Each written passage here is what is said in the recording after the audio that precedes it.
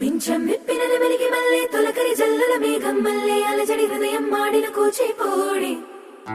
రంగుల దిద్దిన బొమ్మకు మల్లే కవితలు వద్దిన పుస్తక మల్లే సంతోషంలో ముత్తుగా ఈ అమ్మాడి ఆరారు ఋతువుల అందం ఒకటిగా కలిపి వింతలు ఏడు పక్కకు జరిపే కొత్తగా పుంతలు తొక్కెను ఈ అరవిందం అమ్మమ్మో తాండవమాడే కృష్ణుడి నుండి వేణువ గానం తీయగ పండి రాతకు ప్రాణం ఉప్పొంగే ఆనందం